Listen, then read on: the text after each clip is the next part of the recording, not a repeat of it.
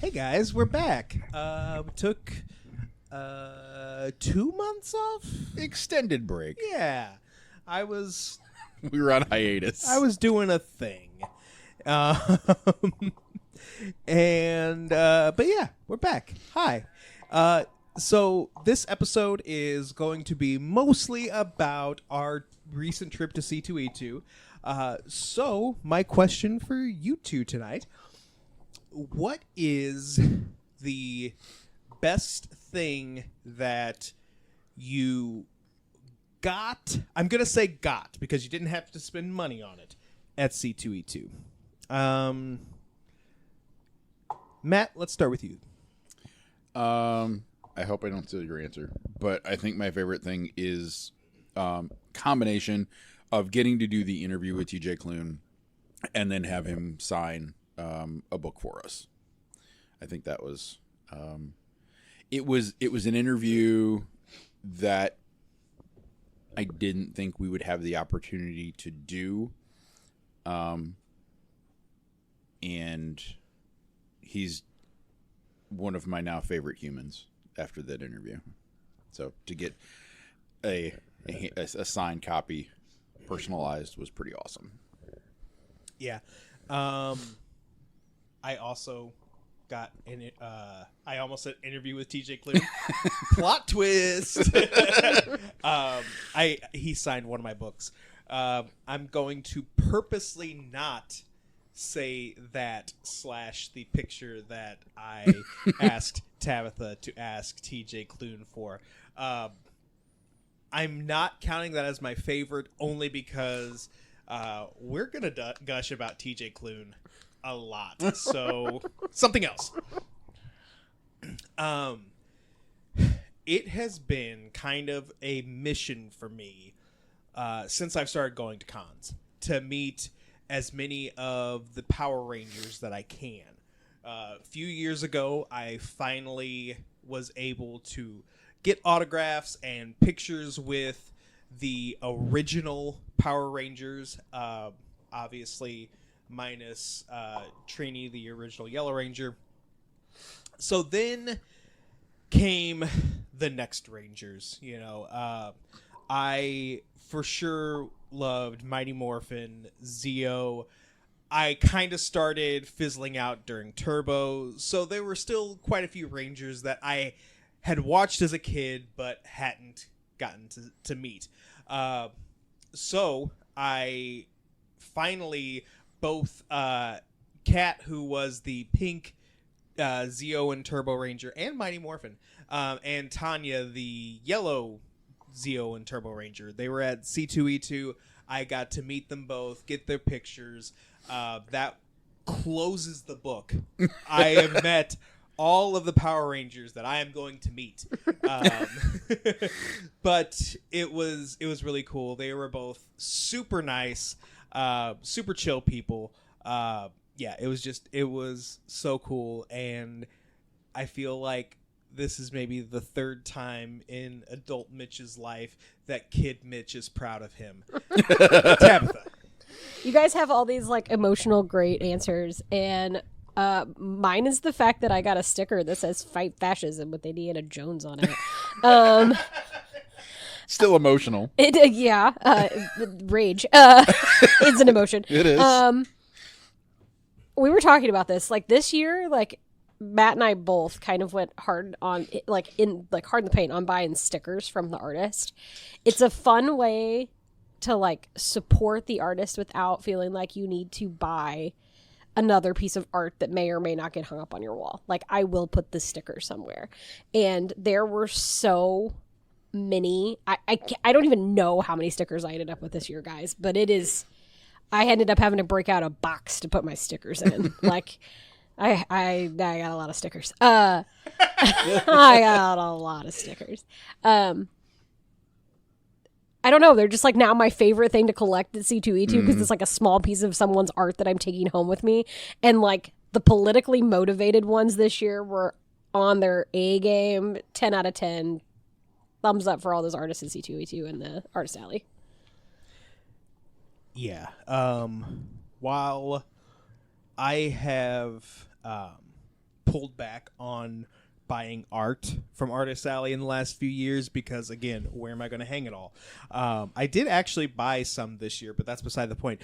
But my thing with stickers is the same thing that you have with art, because it's like I bought a lot of stickers as well, but I'm like, where am I going to put them? And I have a lot of stickers that are in the queue waiting to be stuck. So, don't like that.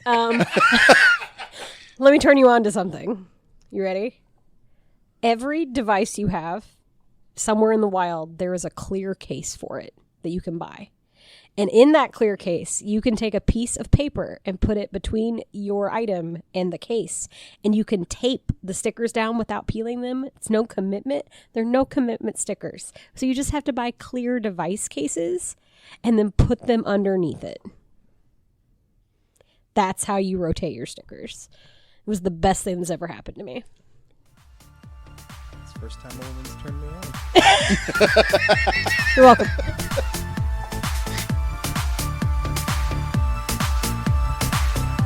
You're listening to The Geek Awakens with Mitch, Matt, Tabitha, and Lydia.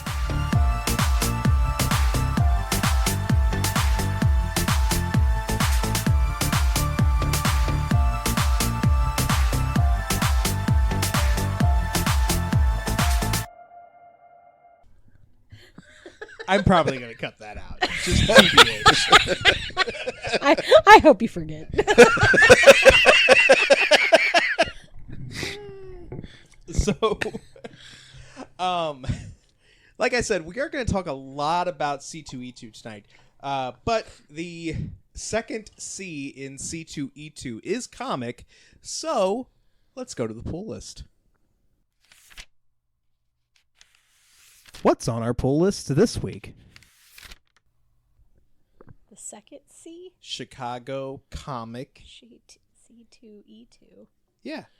Oh, okay, I get it, because it's C2. Okay, but I was like, but there's only one C in C2E2. I get it. I'm stupid. Yeah. CCEE. Remember, I do math for a living. So, the book we're going to talk about this week is The Freak. It's out now from Oni Press by Matt Lesniewski. I am very sorry. I'm sure I mispronounced that. Wherever the Freak goes, he is met with violence and hate. He escapes to the big city, hoping to blend in with the crowd. This is, if I remember correctly, it's collected in hardcover for the first time. So while this may not necessarily be a new story, it is being set up for a new audience. Excuse me. I liked this book. I was very nervous at times with this book, because it really is what I just described. It's this poor guy who, through no fault of his own, everybody is disgusted by him, and he is met with so much hate and vitriol and everything, and it's mind-boggling. And he does eventually make some friends, and there is there is some violence in here, nothing really too gory, and it's in black and white, so any kind of gore that you do see is downplayed a little bit. There were a couple of instances where I thought it was going to go in one direction and it didn't, and I am very glad that it didn't go the way that I thought, because while this still, I guess you could say, is kind of a tragedy, I think that if it went the way that it did, the way that I thought it would have been so much worse. So, yeah. Matt, what'd you think? So I really enjoyed the story. I enjoyed the characters. I felt you feel along with the Freak as he tries to fit in. And okay, kind of spoiler here, but he goes to the big city because he doesn't feel welcome in his small town. He thinks that he can blend in and disappear and still find a place in the big city. He kind of does for a while, but then even in that group, he ends up as an outcast, and in turn turns around and leaves because he doesn't feel welcome again. And I think anybody that was ever wanting to be part of a friend group growing up, and like there was that moment where you like thought maybe that one of those people was going to be friends with you, and then turned out that they're not. Like I kind of felt with that. Like that was like that to me was a lot of my childhood. So character-wise, story-wise, I really enjoyed it.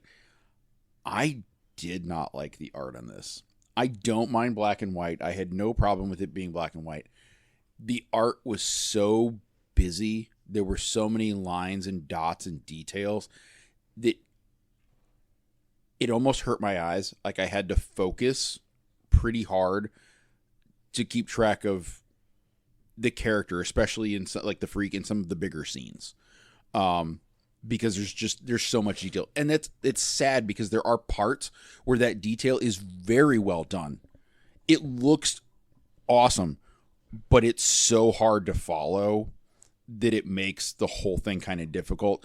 And not even the speech bubbles and like the dialogue information is offset. It's all black and white. So like even some of those notes or those directions or dialogue kind of got lost sometimes on the page for me, which is a shame because, like, again, I really liked the story, but the art just did not do it for me in this one. Yeah, I do want to move on, but I am going to kind of counter you. Okay. Yes, it is well established that I don't do well with black and white comics. It didn't bother me so much with this, with the freak, and I think it was because the art was as detailed as it was. I am not trying to make light of the issue, but the freak was ugly AF. And you saw that every time he was on, I was going to say on screen, but, every time he was on the page, you saw that and you felt that. I see where you're coming from with it being really busy, but I think that was advantageous for me. Mm-hmm. So, all right. So let's talk about C2E2, guys. I figure the first thing that we'll talk about is like pretty much literally the first thing of C2E2. I'm kind of surprised that they did this first thing because this is arguably the biggest panel that they had at C2E2. Not for me personally. I was like, oh, cool. I have a couple hours basically to myself. So tell us about the Lord of the Rings panel. It's the fastest I've ever walked at C2E2. Yep. I tried to not be the person running. On her bingo card. Yeah, I try to not be the running human for no reason at C2E2 because I think it's rude. But I was as close to running as I've ever been, and like. We were also definitely the earliest we have ever been to get in line for that.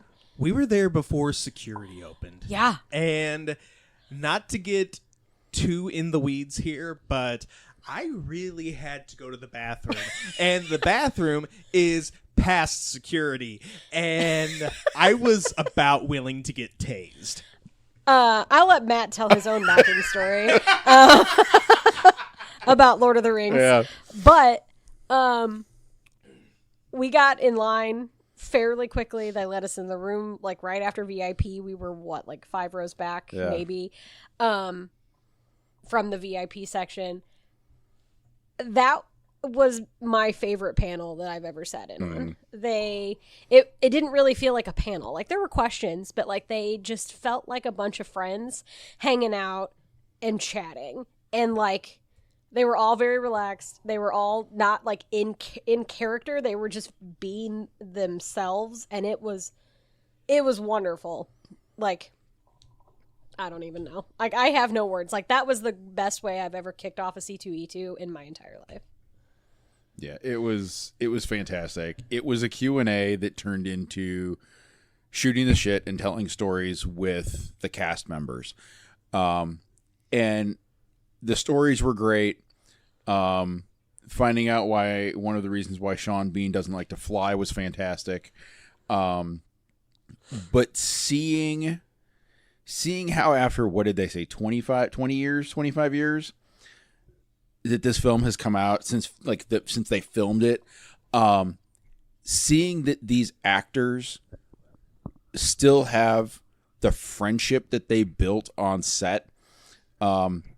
Mary and Pippin, Dominic Monaghan, and Billy Boyd are inseparable on screen, and they are damn near inseparable on stage.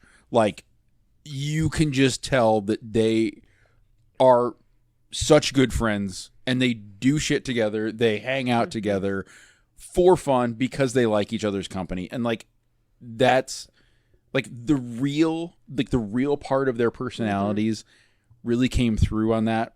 Andy Serkis was a little late to the panel, and as they introduce him and he comes barreling on stage, Sean Astin gets up, and Sean Astin and Andy Serkis gave each other this big giant bear hug, and then all of a sudden they're rolling around on the floor on the stage together. Like, it was just hilarious, but it was like it's who they are as friends and people, and it was like that little insight into like who the actors are was, I don't know, was something I don't think I've ever really seen before, even in the other panels that we've been to. Yeah, like Billy Boyd and Dominic Monaghan, like the way they were talking, like they were finishing each other's sentences and like they were looking at each other like they were like having a completely separate conversation. And like, I have been best friends with my best friend since I was 4. We are now pushing 40, and that's how we talk in a group. And I know that's how we talk because I'm like, this looks like me and Brittany having a conversation. Like, to think that these people met on a film set and that's now their person is just absolutely incredible. And to watch that happen with celebrities instead of just like 2 best friends was just absolutely fascinating. I'm gonna cry. But yeah, I follow Dominic Monaghan on Instagram. I know him from Lost, but I see his posts with his Lord of the Rings family all the time, and so yeah, like, I know exactly what you guys are talking about there. Yeah. So I will spill on my bathroom stories too, because as you were saying, it was past security. As we always do when we get coffee before we go get in line. We said we were there super early. We were. I have the world's smallest bladder. It's bad. It's the detriment to my existence. We get coffee and we're in line and it's 8:30. And it's like, my coffee's gone. Mitch is somewhere else in the back because he had to stop. We're all together. And all of a sudden I'm like, oh my God, it's 8:45 and I got to pee. And I'm like, oh my God, I'm not going to make it. I got an hour and 15 minutes before the doors even open, more or less, like how to get to this panel. And I look at Tabitha and I'm like, I'm not going to make it. She's like, you're going to make it because I'm not going to this panel without you. And if you're not going, I'm not going. And I'm like, oh my God. All right. No pressure. No, right? So I did everything I possibly could for an hour and 15 minutes to distract myself from the thought that I had to go pee. Like, I pulled up a book on my phone. I was doom scrolling like I've been trying not to do, like anything to keep my mind off of how badly I thought I had to pee. Like, Good you news. like engaged Lydia in like a conversation about nothing for like 20 minutes. And like, I realized what was happening, but I don't think Lydia realized what was happening. And I'm reading on my phone, or not to have to do something in line, and Lydia's just chatting with Matt, and I'm like, like, neither one of them are saying anything. They're just like talking words at each other to keep Matt distracted from his bladder. Yeah. Good news is I made it. We're I was sprinting. I was that person running though, because Yeah. we went up the stairs, up the escalator, and we hit that 4th floor. And you're like, "There's a bathroom, quick go!" So I tailed it into the bathroom, and then I ran so that I could catch up with you guys in line, so make sure I could sit with you. And I did. I made it. He made it. It was worth it. He went into the bathroom and met us before we even got like in the line really. Nice. I'm proud of you. Me too. I'm proud of me. that was a big thing for me. So while I'm proud of you, Matt, I'm also very, very, very, very, very, very jealous of you for the first of 5 interviews that you guys are going to hear. You, like a couple years ago, I shot my shot with Scotty Young. This year, you shot your shot with TJ Klune, and we're 2 for 2 on shooting our shots. It's fine. So, Matt, tell us about this. So I did. I emailed. I went online. I found TJ Klune's PR rep for tour, and I shot an email, and I said, hey, we're going to be there. We would love to do an interview. They, replied back wanting to know about kind of who we are and what we do, and I gave them some details, and they said, sure, absolutely. It's like, fantastic. I can't believe this is actually happening. I was sitting at work when that email came through, and I'm like, oh my God. We get to interview TJ Klune. I'm like, this is fantastic. TJ Klune is one of those instant buy authors on our bookshelves. I haven't read everything. I really need to, but everything that I have read is just, it's so wonderful. It crosses genres. It crosses lines. It's heartfelt. It's like the characters are so wonderful. The stories are great. And like, it didn't, I wasn't 100% sure. Like a lot of times when I do these interviews with authors, like I kind of have a general idea of like what I want to ask them or what we want to talk about. And this one was a lot harder for me in that regard. I had to think a little bit deeper to ask these questions, and I'm really glad that I did. Because TJ is an absolutely wonderful individual. In some ways, he and I found out that we're kind of the same person in our hiding of watching the X-Files when we were kids, and the fact that we're both 43 years old. I do admit that I would like to live in the woods with a dog like he does. That would be amazing. But yeah, this interview was probably top 2 or 3 on the interviews that I've ever gotten to do. Well, I'm Matt from The Geek Awakens. I'm here with TJ Klune. Hello. Thank you so much for taking time to talk to us today. Absolutely. I appreciate being here. So one of our first questions, we kind of always do this. How's your con going? Have you had a favorite part, or have you even got to look around? Yeah, no, I've been here since yesterday, and my favorite part yesterday was walking into my spotlight panel and seeing hundreds of people in a room. Like I get, it's always this weird moment of, I question, how do these people know who I am? And then I walked into this full room of hundreds of people. It's extraordinarily humbling in ways that I can't even describe. It's one of the best feelings in the world to know that something about what I do has spoken to so many people like that. That's wonderful. The 3 of us here, were in on that panel. That was absolutely fantastic. One of the best panels we've ever seen. Oh, thank you. And I have to give a lot of credit to the host, John Scalzi, because he came up before me and goes, I have all these questions, or we could just go and see what happens. And that's what we did. And I think it turned out better because of it. It was great. And he is a hoot, just absolutely, in general. Absolutely. So in that spotlight panel, you did mention that Chauncey is your favorite character. Absolutely. Do you have a least favorite character that you've created? A least favorite character that I've created. You know what? I'm going to have to go into my Green Creek series and go with a character in that series named Thomas Bennett. He is in the first book of this series, he is a pillar of the main character's eyes. He is this wonderful, amazing, strong man. And then in the second book, from a different perspective, we see just how complicated and how wrong he is in certain ways. And there's this huge divide where some days I love him and understand of him, and some days I'm like, you're such a jerk. Why are you like this? And I wrote him, so I don't know. But yeah, Thomas Bennett is every now and then. All right. Well, good to know. Many authors have multiple ideas in different stages at any one time. Mm-hmm. you mentioned in the panel that you have one that you're working on. You put the one that just came out had been a nugget for a while. Yeah. Do you have one that you've been holding on to that you really just like, I really want to get to this story. I really want to tell this story? That's the book I'm working on right now Okay. because I've been wanting to write this book for 10, 15 years, but I wasn't skilled enough. I wasn't ready to be able to write this type of story. Anytime I tried to write it, it was too derivative of other authors who had come before me that had explored similar themes. And I just wasn't ready. In my 20s, I couldn't have done it. In my 30s, I couldn't have done it. Now I'm in my 40s and something just clicked. Something ticked in December, actually. In December, it clicked. And I have written over 100,000 words in 3 months on this book, and I'm careening towards the end. And I am so stoked by what this story has turned into. That is absolutely amazing.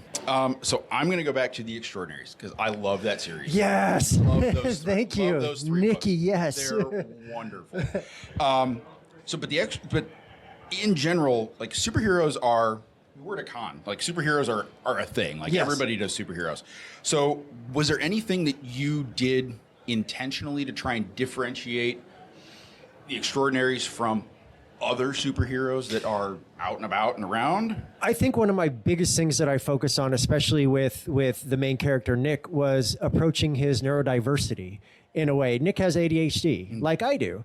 And I never wanted it to seem like I was making fun of him or anything like that, because I know what it's like to be a 16-year-old kid who loves to write and also has ADHD and can never shut up and never stop talking.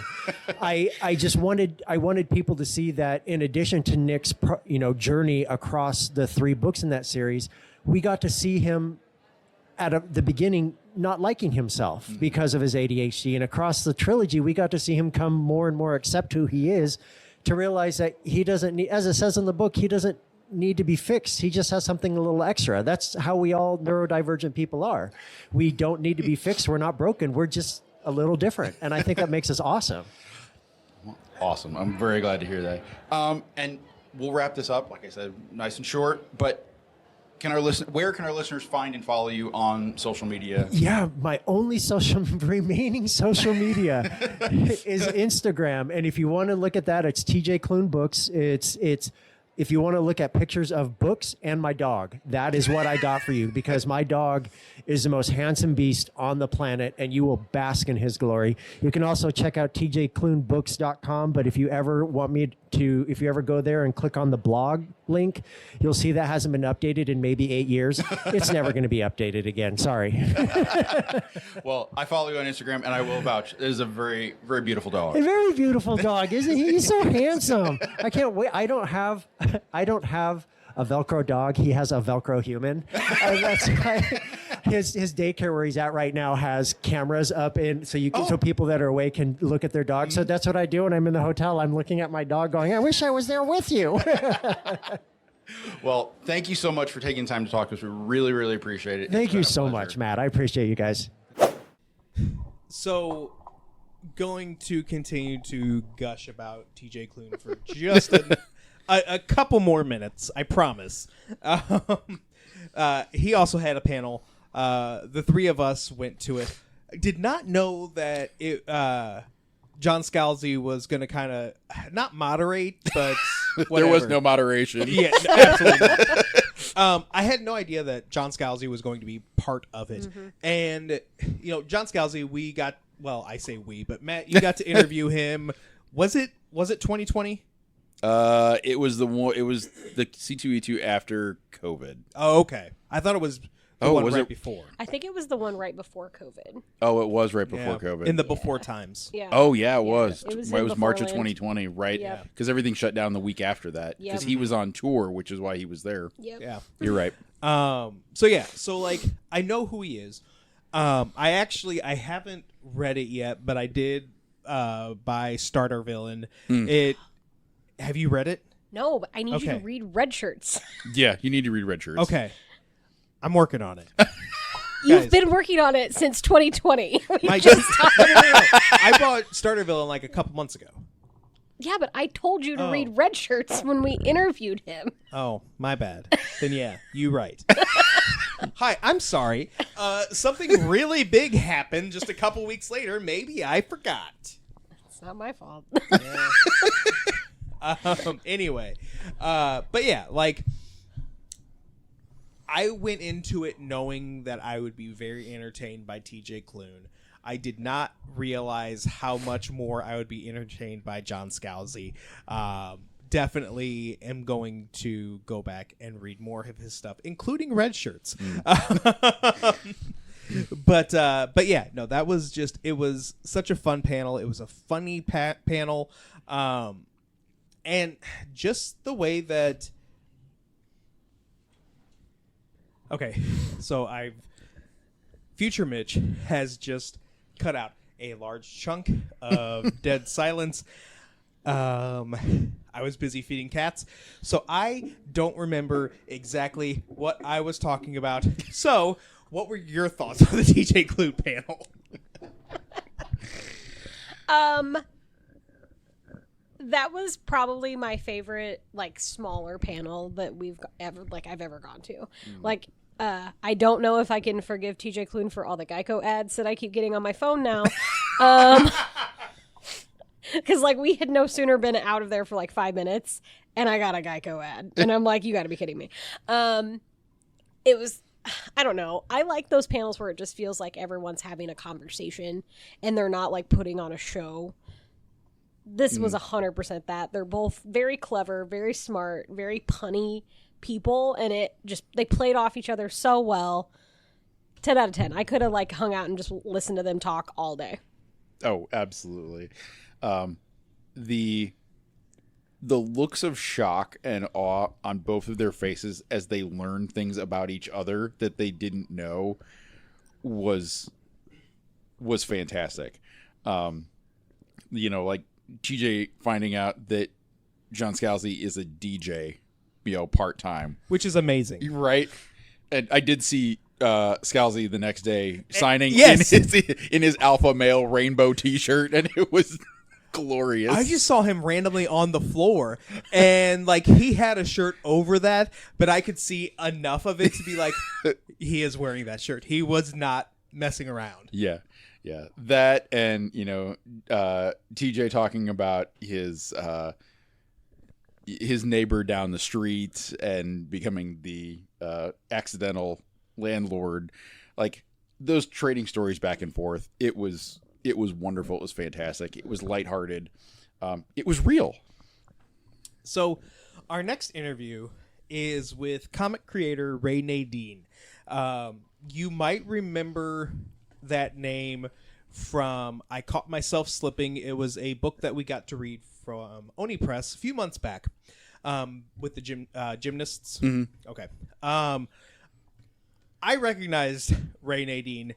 They wrote a book, it's a graphic novel called Light Carries On. It is about this photographer who lives in Chicago and kind of comes across this camera that when he takes a picture, like it releases this ghost of this guy who was murdered in the 70s, and they become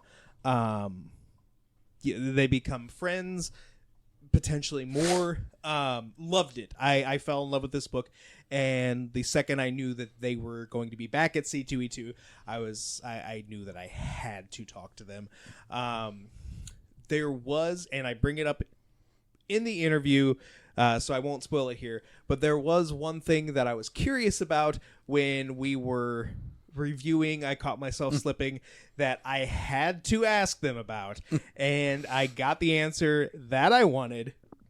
Hey everybody, Mitch here with the Geek Awakens, and with me today is comic creator Ray Nadine. Ray, it is very early on C2E2. In fact, the doors literally just opened, but how's your con going so far? I'm awake and here, and I have my coffee, so it is good so far. Nice.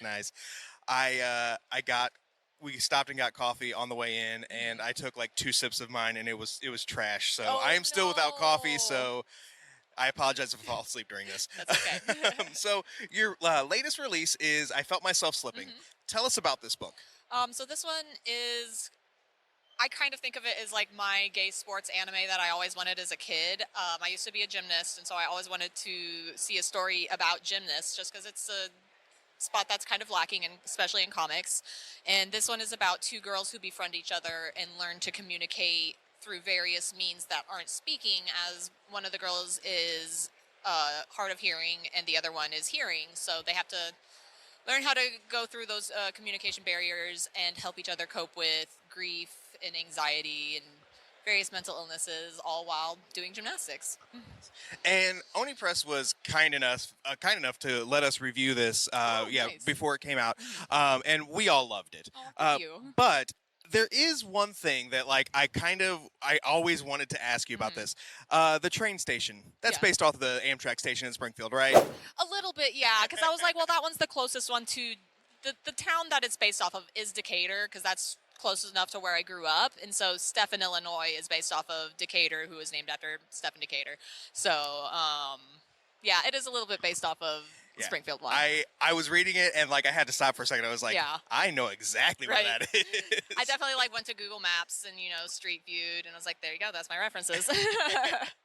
So, your website, it says that you're currently working on Whacker Drive, a Divine Comedy. Mm-hmm. We talked about it a little bit off camera, but what are some details they can give us on that? So that one is a reimagining of Dante's Inferno, but set in modern day in Chicago. And so Whacker Drive is the 9 layers of hell. And I'm going for a very Ferris Bueller, but rated R kind of vibe with it. So it's going to be very funny, very hellish. I mean, it's in hell. So I'm kind of putting my own spin to it. Nice. So I first found out about you from Light Carries On, Mm-hmm. which it was nominated for a 2024 GLAAD Award. Especially with the world today, how did it feel for that book to get that kind of recognition? It did feel really good. I mean, I'm an Aries, so I won an award. So that felt really cool to be nominated for one, even if I didn't win. So I don't care. I still get to put the little sticker on my book, so that's fun. But it is really cool to see queer stories being recognized. So I don't know, it's good. Nice. Ray, how can people find you online? At raynadine.com, RAYNADINE.com, or on Blue Sky, or anywhere really. If you search Ray's 666 Hell, if you see that, that's me. Nice. Well, Ray, thank you so much for taking the time to talk to us. Enjoy the rest of the con. Yeah, thank you so much. Bye.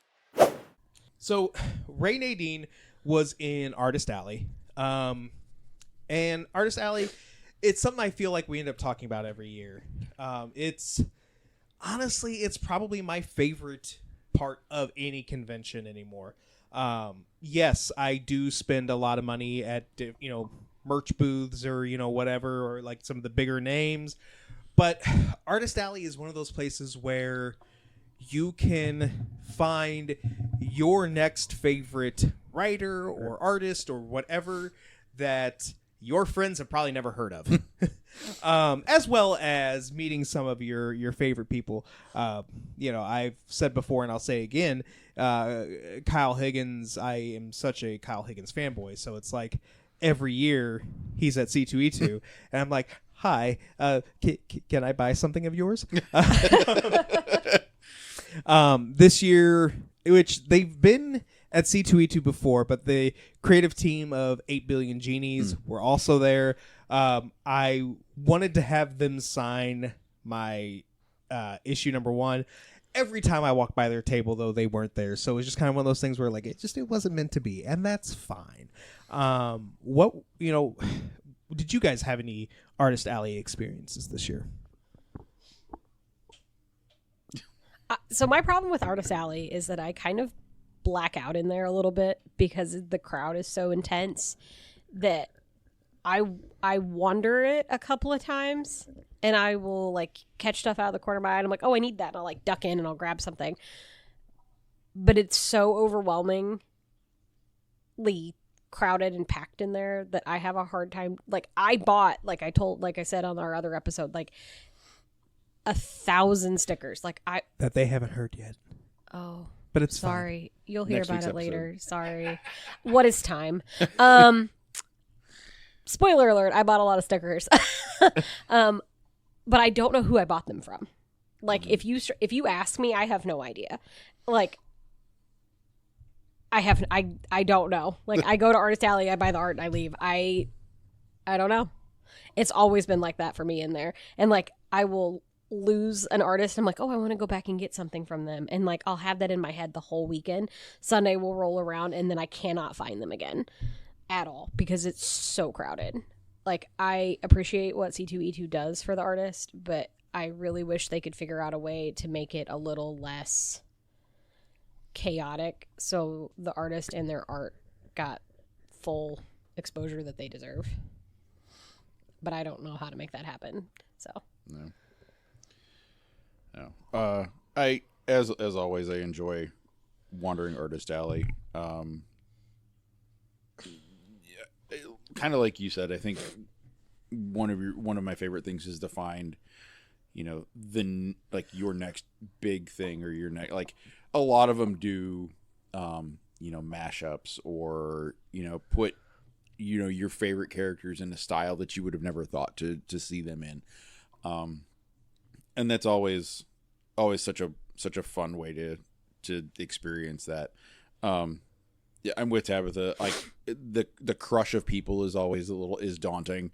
But at the same time, like it's always so cool to go through there and see what these people come up with and what these artists and these, you know, writers and are able to do and put together. It's always just kind of mind blowing that it's all like all that creative energy in one space is kind of mind blowing. It really is. It really is. Matt, you were MVP for C2E2 this year. My goal is to always do like 3 interviews. I had 2 that I had lined up beforehand, knocked them out early, and then I was just kind of like, I'm good. And I spent the rest of the weekend just as a fan, which was fun. But tell us about S.A. Barnes. So S.A. Barnes, also Stacey Kade, is an author who, in my interview, I kind of talked to her about how she has written across so many different genres. I was honestly not aware of her writing until she stepped into the horror genre, because needless to say, I read a lot of horror, and especially as of lately. Her 3 most recent books are space horror. Love that. Love where she's going with it. The fact that she was able to take time to talk to us was wonderful. She's in the middle of a book tour because her newest book, Cold Eternity, just got released. And it was one of those, like, the fact that she was able to take time out of her busy schedule in the midst of a giant tour that she's doing was so wonderful. And some of the authors that we've been able to interview are some of the some names that like they get to write for a living. This was especially fun because Stacey Kade is like 99% of other authors. She has a day job. She's a librarian, and she writes on the side. So like being able to see that in a professional sense was fantastic. Well, my name's Matt. I'm with Geek Awakens. We're here with Stacey Kade. How are you doing today? I'm doing all right. Excited to be here. Good. So, first question we kind of always ask, how's your C2E2 been? And is there a favorite part so far? It has been amazing. I love seeing all the cosplay, all the ornate and detail that people put into their outfits. It's so cool. That is always my favorite part. I found an Ellen Ripley today, and I took a picture and then I tracked her down because I needed a picture with her, so I'm afraid she's probably afraid of me right now, but it was amazing. Some of the cosplays are always just amazing, like how people think outside the box and do what they do. It takes such talent and time, I would imagine, as well. Oh, absolutely, absolutely. So you have written across many genres. You've written YA, romance, mystery, and more recently horror. Yes. What has driven you to kind of try all of those different genres? You know what? I like to write what I read, and I read widely. Okay. So I read all of those things, and mainly what drives me is not finding what I'm looking for in an existing book. So then and there's a famous quote, and I don't know if it's by like Toni Morrison or someone like that. Yep, I think, but it's like, if you're not finding the book that you want to read, you need to write it. And so that's what I did. I like that. So your recent foray into horror seems to focus on the deep, dark, cold recesses of space. What is it about that draws you into those books? Well, I'm always intrigued by space because space does not give a crap about us. Space wants you dead, right? I mean, that's it. So, but I think what I find most intriguing about writing it is that I find the sci-fi aspect of it, I think, is actually kind of hopeful for humanity. Like, we've gotten our act together enough to go to other planets or, live in a space station or whatever the technology aspect of it is.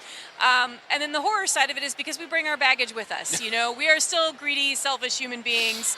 And sometimes there's monsters too. But, like I always say, I think in Aliens, which is one of my favorite space horror movies, the bad guy, spoilers for a 40-year-old movie, the bad guy is not, the alien queen. The bad guy's Burke. The bad guy's Paul Reiser's character. So that's what intrigues me. All right. I love that.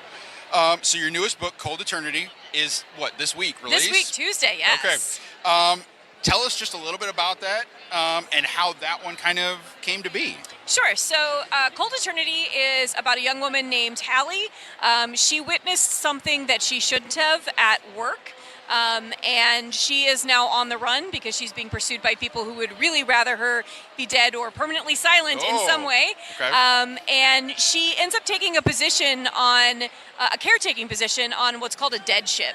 So the dead ships were part of a trend 150 years ago where one of them in particular was founded by trillionaire Zale Winfield, who promised people that, his people were going to come up with a way to wake people from cryogenic freezing and then cure them from whatever was ailing them, essentially creating eternal life. And if you joined him, which of course, you could for a fee, right? Yeah. That would be an opportunity for you. So of course, it didn't work out that way, and the money is still tied up in a trust. So this ship just floats out there, and it was a museum at one point to make money and whatever. So she takes a caretaking position on this ship. It's supposed to be very easy. Push a button every 3 hours to make sure to reassure the board that you're doing your job, and make sure you're looking for leaks or whatever. But, as soon as she's on board, strange things start to happen. We hear weird noises. Things seem to be moving around. It's not good. It's not good. It's really fun, but it's not good. All right. Sounds a little bit like if you were to do The Shining, but in space. Sure. Well, that's actually what we called Dead Silence, was The Shining meets the Titanic set in space. Okay. This one I kind of feel is a little bit Passengers, a little bit The Mummy. Okay.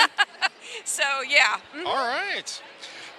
Well, you aren't just an author, as most authors are not. No, right? You're also a librarian. Yes.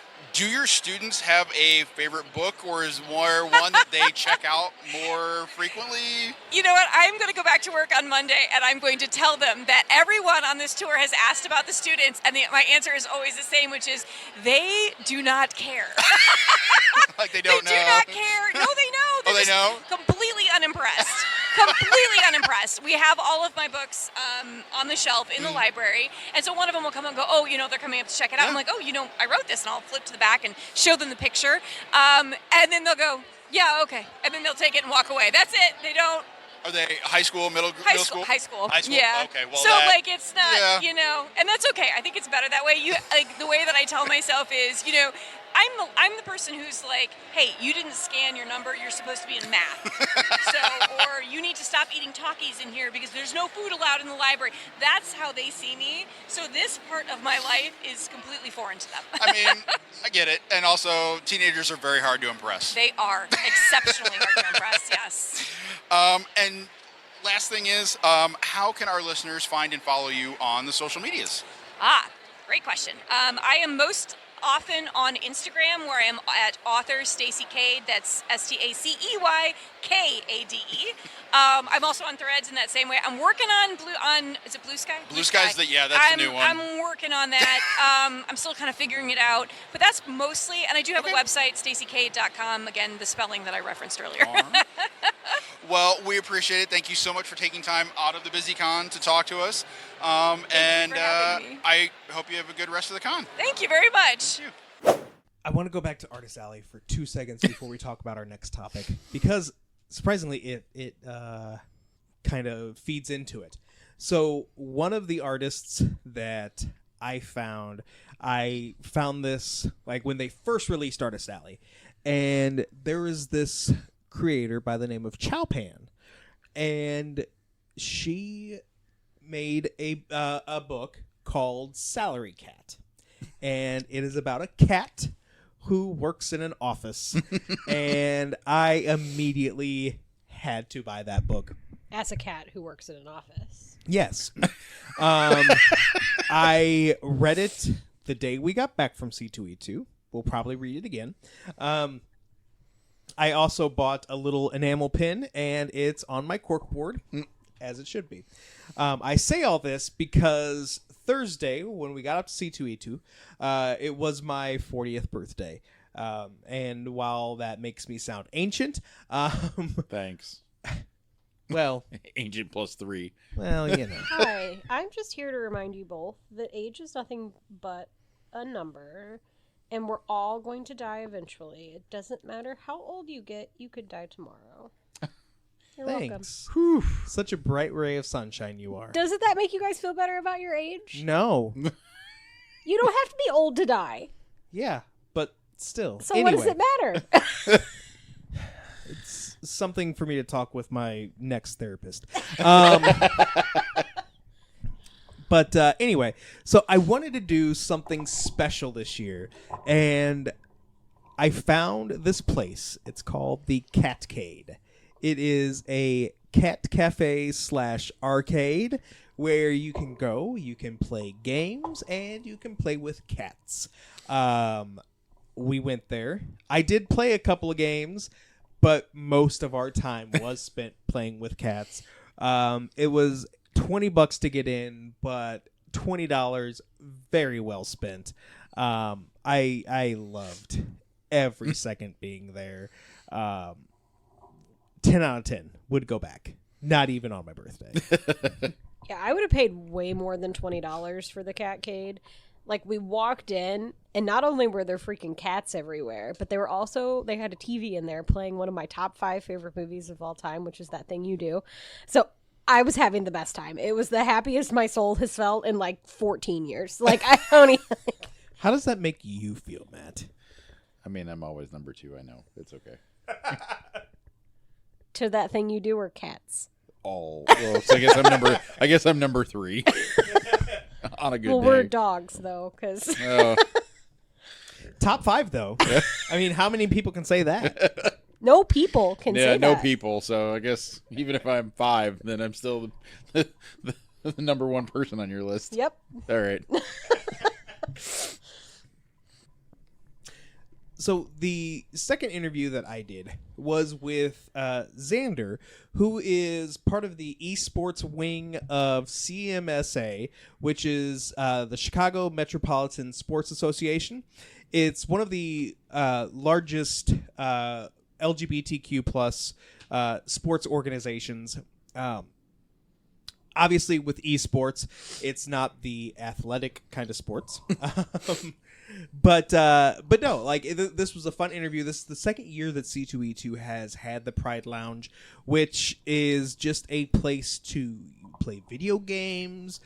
There are board games, and you can just go and chill out. It is on the 5th floor of C2E2, so it's away from the loudness of the con floor and the loudness of all the panels and everything like that. So it's just so chill and it's fun. And yeah, this interview with Xander, it's really cool. If you haven't gone to it yet and you go to a future C2E2, even if you're not part of the LGBTQ community, if you're just an ally, if you are a homophobe, maybe stay away. But maybe stay away from everything, not just the Pride panel. That too. But yeah, like next time you're at C2E2, give Pride Lounge a chance. Hey guys, Mitch here with the Geek Awakens, and I am here with Xander from the Chicago Metropolitan Sports Association. That was a mouthful. Yeah. You could say CMSA for short. Yes. Xander, I know it's super early, but how's your con so far? You know what? It's great. We've been doing a lot of setup. You can't see the room, but it looks very gay in here. Full of balloons. Let me tell you, people's lungs were in pain yesterday. I feel that. So this is the second year that the CMSA has operated the Pride Lounge at C2E2. What is the Pride Lounge? Yeah. So Reed Pop approached us and kind of asked us to conceptualize the lounge. They were like, we want somewhere that kind of caters to and is a space for the LGBTQ plus community. So kind of have free reign on designing that. And we kind of took that and ran with it. We as an org host leagues for eSports for queer people. So we were like, let's kind of take that and combine the Pride Lounge with video games. So we have like tournaments and stuff. We have a bunch of consoles and stuff for people to play on. We do Mario Kart. We have drag queens doing D&D later. So it's just kind of like an open space for people to be, queer and have fun and hang out. And we collabed with Artist Alley to have queer artists showcase their art here as well. So we kind of just wanted to be all-encompassing, and also really gay. Beautiful. So you kind of talked about a couple things, but like, what other events do you have in store for the weekend? Yeah. So we have a couple tournaments. We have Super Smash today. We have a Mario Kart tournament on Saturday and one on Sunday. We have a silly Mario Kart live on stage situation happening where we're going to pair up our volunteers and somebody's going to be driving the cart, but they're not looking at the screen. Somebody is going to be telling them what to do, and we're going to see if anybody can actually make it to the finish line that way. We do have the Sisters of Perpetual Indulgence doing Dungeons and Drag Nuns. I love it already. Tonight, and that is a live D&D show.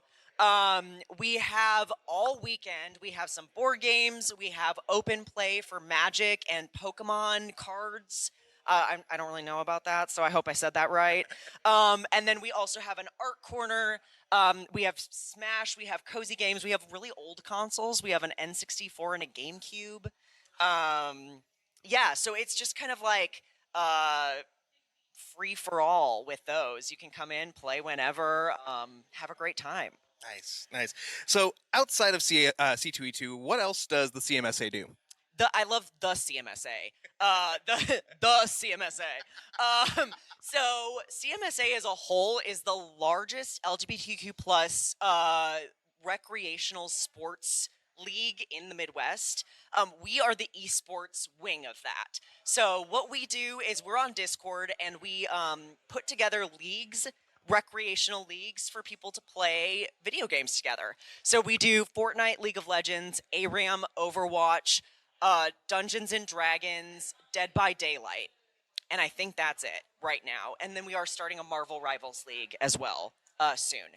So we put those leagues together. It's completely free to play. We're an 18 plus community and people just from all over the country come together and participate in the leagues. And it's just a great way to, video games stereotypically have been somewhere where it's kind of toxic. Mm-hmm. So we want to create a community that offers a safe space for people to play without having to fear being hate crimed, or called a slur or anything like that. Fair. Understandable. Yeah. So since Pride Lounge is a spot for people to chill and play video games, right now, what is your go-to video game? Ooh, it's gonna have to be Baldur's Gate. So I do run the Fortnite League, but right now I'm obsessed with Baldur's Gate. And that's a bit of a hyperfixation for me right now. I've put a lot of hours in it. So how can people find out more about CMSA? Yeah, you can find us online at CMSA eSports. We're on TikTok, Instagram. We have a website. We are on Discord. And I believe we're on Blue Sky as well. But you can just Google CMSA eSports. We have QR codes here in the Pride Lounge that link to all of our socials. And we'd love to have you come hang out with us. Nice. Awesome. Xander, thank you so much for taking the time to talk to us. Enjoy the rest of the con. Thank you so much. You too. So, before we introduce our last interview, let's talk about our favorite C2E2 moment, which in theory is different from the favorite thing you got.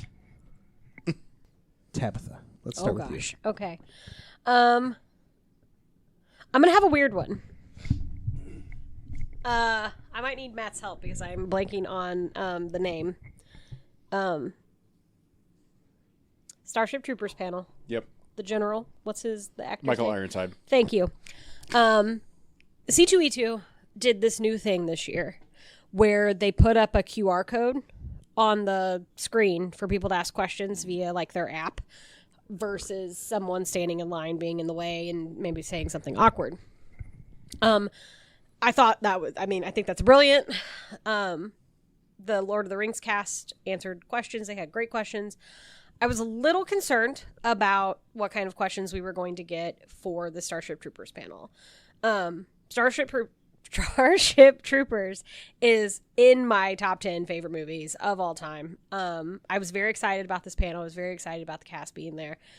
We got up there early, so we made sure to get good seats. And as we approached the standing room, I was one of 4 people I could identify as not male.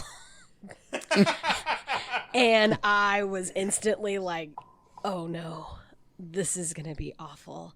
Because for those of you who have seen Starship Troopers, there are some attractive ladies in this movie who are not as clothed as you and I are in this current moment. And I had this horrible moment where I was like, someone's going to ask a super sexist question. And I'll be damned if they didn't. They had answered a few questions. Michael Ironside, thank you, had already been very outspoken, like kind of politically and like talking about like the satire of the film and a little bit of his politics, but kind of like a gray area. And some chucklehead in the audience, and why they picked this question to ask completely beyond me, asked Denise Richards if it was harder to fly a starship or to be a Bond girl. And she didn't even get a chance to look uncomfortable before he was like, what kind of misogynistic bullshit question is that? We're not answering that. Moving on. And it got real quiet and real awkward in there, but I almost let out like a woo, like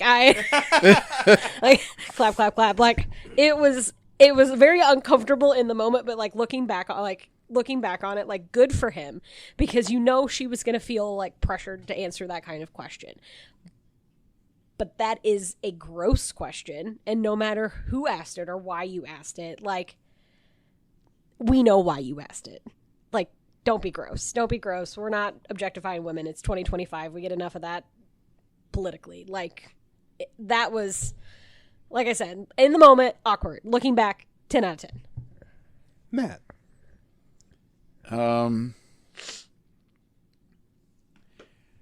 I think my favorite moment is kind of a more generalized point, I guess, for C2E2. It's that over the last few years, especially since I think 2020 was the first one that they really did this. But as C2E2 has pushed for more and bigger stars, like we got the Lord of the Rings cast, we got Starship Troopers, they had the Breakfast Club reunion. So like some of the names of the stars have gotten bigger over the last couple of years. One of the things they've also done is not just relied on movie and TV stars and comic book, like I say comic book superheroes, but like the big names in comics. But they have expanded and they continue to add top names in the writing world. This year, TJ Klune, John Scalzi, was there. But like Tomi Adeyemi, who's written the Children of Blood and Bone series, which is becoming a TV series. Like they are pulling and getting bigger names in the book world as well. So they're not sticking to singular fandoms or singular media anymore, and I think I think that continues to be my favorite point as they expand that aspect to be able to pull more fandoms and more mediums into the con. It's been a thing over the last, like, I don't even know. I think it's the advent of some of it is the advent of TikTok and how popular like book talk and things have gotten. But the amount of people who are reading and the amount of people that were in like that source books area this year, every single year we have gone, either the area has grown, but not only that, like the amount of people you see in the areas for the books has grown. Like last year with having Brandon Sanderson there, and like this year they still had Dragonsteel. I bet it's Steelheart. Not right. Steel Magnolias. I feel like I'm playing that one game. What's that game? Can't think of that game. The game we played? No, I'm talking about that game where you're like Steel Magnolias, but like you know, like the word association. Yeah. Oh, okay. Like Wheel of Fortune. I feel like the popularity of books is helping. With things like that, and like the C2E2, I just did the survey a little while ago, and like there's a lot of questions on there regarding like what you would like to see more of, and on every single one of those, every year I have always selected literary guest, because you guys remember the throwback BookCon? Like that doesn't happen anymore. BookCon fell by the wayside because of some shitty prior proper planning, and there are small book conventions scattered all over the country, but there's not one huge BookCon anymore. So people who are primarily their nerddom and their fandom is reading, where do they go? Yeah. C2E2 starts adding these literary guests, they're going to go to C2E2. Yeah. I would say for me, probably the favorite thing that I haven't already talked/gushed about is the cosplay. We always see some really good cosplays and maybe also some not great cosplays, but it makes it, the bad cosplay makes it great, if that makes sense. We did a group cosplay this year. We were business casual X-Men. It was very fun. But I was in a rush. I think I was trying to get to a panel or something, so I didn't even have a chance to stop and tell them how amazing their cosplay was. But it was another group cosplay. They were Victorian era Scooby-Doo and the Mystery Gang. And it was so well done. So well done. It was even like one of those things where it's like I saw the first person and didn't even think about it. And then I saw the second person. I was like, that kind of looks like Daphne. I could see where that's Fred. Wait a second.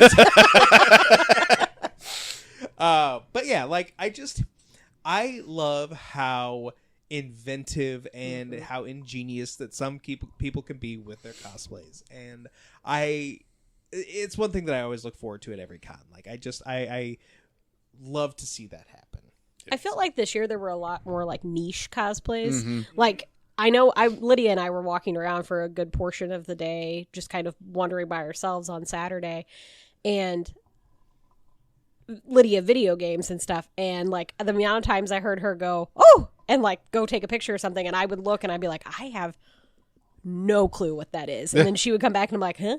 And so she'd pull up a picture and show me, and I'm like, oh my god, that's so good, that's so well done. And then we were sitting having lunch, and I sprinted at someone dressed like an American Girl doll. She probably, God love her, she probably thought I was going to attack her. Like I was like, oh my god, can I take your picture? And she was like, but like those like niche random cosplays, like there for a while, like all we were seeing were like Harley Quinns and Wonder Woman and Spider-Man like morph suits, and it has gotten so much better over the years. They've gotten smarter too. Like not just niche, not just picking things that like you're a hardcore fan of, but I feel like a lot of the cosplays are getting smarter. Like Mitch's Victorian era, whatever. I think my favorite one of the weekend was somebody was dressed as Bender from Futurama, but Bender was dressed as a woman. And I was like, that's awesome. And I took their picture, And as I took their picture, I was like, oh my God, they're a gender bender. Like, the genius of that, like, blew my mind. And, like, that's the kind of thing that I love seeing. Yeah, and I also like this to see, like, you have cosplays where, like, I would feel like I could not dress up as. But, like, people are not afraid to do those things, like the gender bent things, or like they're coming up with these like insanely clever spins on things to make themselves feel more comfortable. Yep. Amazing. Wonderful. Matt, you've got our last interview for the night. Let's talk about Cynthia Pelayo. So Cynthia Pelayo is a Chicago author who I have read a couple of her books. Found out she was going to be at the con and hoped on a prayer that she would have time in a very busy schedule. She was only there on Friday to be able to get an interview. So I went in and I sat in on her panel with her, Christina Henry, and Veronica Roth. Sorry. And after the panel, I stopped Cynthia and asked for a interview. And I've read a number of Chicago authors. She is hands down by far my favorite Chicago author that I've read. And the fact that she was kind enough to take a few minutes out of her extremely busy schedule and talk to us was absolutely fantastic. Love that. Always going to be grateful that she did that for us. I'm Matt from The Geek Awakens. I'm here with Cynthia Pelayo. Thank you so much for taking time to talk to us. Thank you. Thank you for having me. Absolutely. Always fun to talk to authors. But I know you just did a panel on Chicago writing and what you love about Chicago. So a lot of these are kind of going to be based that direction anyways. That's awesome. So you grew up Chicago, you've been Chicago. Chicago is known for its infamous foods. Oh, yeah. Do you have a favorite or a preference when it comes to the Chicago dog, Italian beef, or deep dish pizza? Oh, the Chicago dog. Chicago dog. I admit I expected that to be a harder question, but yeah, Chicago dog. Wonderful. So you did kind of talk about this in the panel, but you have lived in Chicago. Talk again about why you chose to set your books in Chicago. Chicago just has like this fascinating history. I often say it's like light and dark. Like you have L. Frank Baum wrote parts of The Wonderful Wizard of Oz here. Walt Disney was born walking distance from my house, and I had no clue about that until like maybe just a few years ago. And then you also have this very strange history that we have with like serial killers, like John Wayne Gacy and H.H. Holmes. And so I'm just fascinated. And of course, we have like the architectural history. And so I'm just fascinated with being able to tell that story. I grew up with just like New York and LA everything. And I just remember being like, we're pretty cool. I want to tell our story. Well, that's wonderful. We appreciate it. I've read a number of Chicago books. I've read a number of yours. And I always appreciated how true and realistic everything is and how it fits in. I will openly admit I'm about halfway through Vanishing Daughters right now. Thank you, I and appreciate that. learning things about Archer Avenue that I driven up and down that road and I did not know. So that's It's a fun strange and place, wonderful. yeah. Yes. So your writing is a very unique blend of history, horror, and fairy tales. You weave complex stories with those. Is there one of those three that's harder to weave into the story than the other two? Oh gosh, nonfiction. It's so hard to weave in the nonfiction. And when I started writing, like I read Devil in the White City and I was like, I want to do this. And then everyone's like, I hate the Burnham chapters. I'm like, those are the ones I love. And so I had to learn over time. I've been learning to weave in the nonfiction as gently as I can. I know some people are like, it's too much, but this is what I do. So. No, it's wonderful, and you do a great job. Thank you. So you also write poetry. Yes. Have written poetry. Poetry and novels, very different, but also have their unique challenges. Is there anything that you do in your writing that's a similar approach for both? No, except that I've been given like license by my editors in recent years to just feel incorporating as much poetry as possible. Okay. And Vanishing Daughters and Forgotten Sisters. So those two read maybe not like a conventional novel because of the heavy emphasis on poetry that I'm trying to weave in. Well, it shows in your lyrical prose. Thank you It so does, much. absolutely. I appreciate it. So thank you very much for taking time to talk to us. And then just let our listeners know where they can follow you on social media. So I'm on all the social medias, I think. Blue Sky, Instagram. You can follow me. You can find me on my website, cynthiapelayo.com. That's the most up-to-date information. Yeah. Thank you so Wonderful. much. Thank you so much for your time. We really appreciate it. Appreciate it too. Bye. Bye. Thanks. It wouldn't be an episode of our podcast if we didn't end it with something weird, something, even if it doesn't start out inappropriate, something that we know will end up inappropriate. Tabitha, let's talk about turtles who be fucking. Well, turtles who be fucking are nearly 100 years old. They are 100-year-old Galapagos tortoises at the Philadelphia Zoo, and they are first-time parents. The zoo has been around for 150 years, and this is their first hatchlings of Galapagos turtles. There are 4 of them. These babies are the offspring of a female named Mommy, which feels sexist, Philadelphia Zoo, but I'm going to let that slide. I mean, you call Pedro Pascal daddy. She's more than just a mommy, though. She's 100 years old, and she's never been a mommy, and her name's been Mommy her whole life, Rude. That would be like naming me from birth, like, Mother, because I have a uterus. Like, that's not nice. I don't like it. And especially because the male's name is not Daddy. It's Abrazo. Like, why does he get a fun name and she's Mommy? Why are we doing that? Anyway, it's 2025. Change her name. She's over 100 years old. She's not going to change her name now. It can be done. She's over 100 years old. She doesn't care what her name is. But it's offensive that her name is Mommy. Anyway, I'm off on a tangent. They are the zoo's 2 oldest residents, obviously, because they're 100 years old. They are currently being kept in, like, the behind the scenes of the reptile amphibian house until they grow a little bit more. They weigh between 70 and 80 grams, which is about the weight of a chicken egg. No. I thought you were about to say pounds. Yeah. Like, Jesus Christ. No, not yet. They're babies. The first egg hatched on February 27th, and the rest of them that could possibly hatch are being monitored 24/7. Oh, so only one has hatched so far? Yeah, they hatch slowly. They don't hatch. Didn't know that. They don't hatch like sea turtles all at once. They hatch slowly. Mommy, still mad at you, Philadelphia Zoo, is considered one of the most genetically valuable Galapagos tortoises in the Association of Zoos and Aquariums survival plan. She is the oldest first-time mom of Galapagos species. The last clutch of baby turtle or baby tortoises that was born was in 2019 in South Carolina. The San Diego Zoo, Miami Zoo, and the Honolulu Zoo also have breeding pairs, but they haven't bred. But yeah, they're going to be debuted on April 23rd, along with a naming contest. Aww.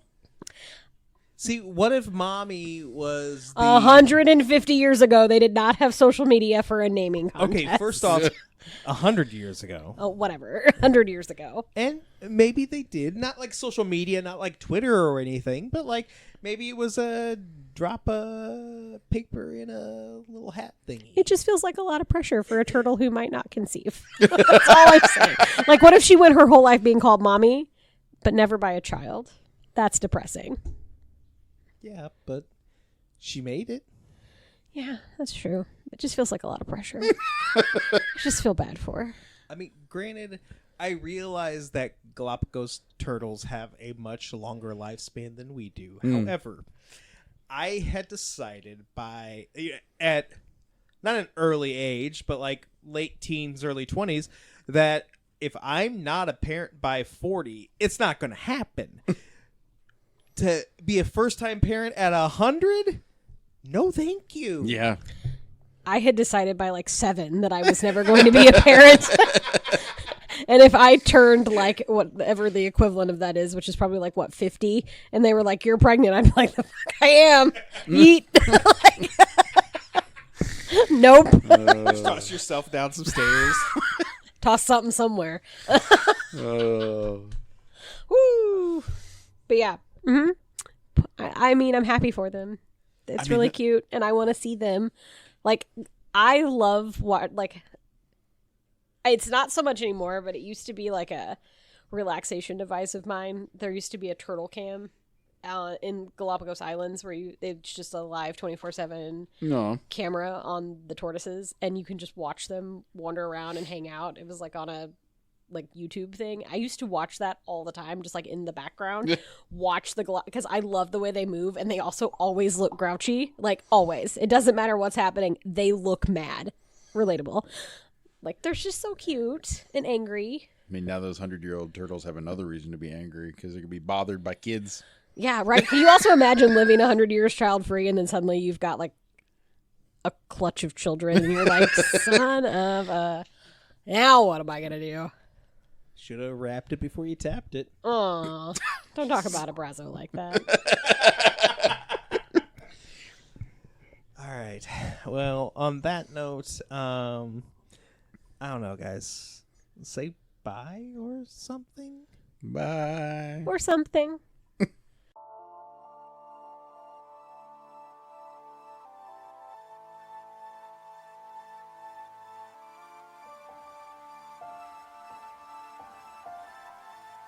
That's going to do it for this episode of The Geek Awakens. If you have any questions, comments, or concerns, then shoot us an email at thegeekawakenspodcast@gmail.com. It would be a shame if you didn't follow us on Facebook and Instagram at The Geek Awakens Podcast or on Blue Sky at The Geek Awakens. Music provided and created by E. Cannon Beats. Logo created and designed by Shay McCain. That's it for this week. We're boldly gone.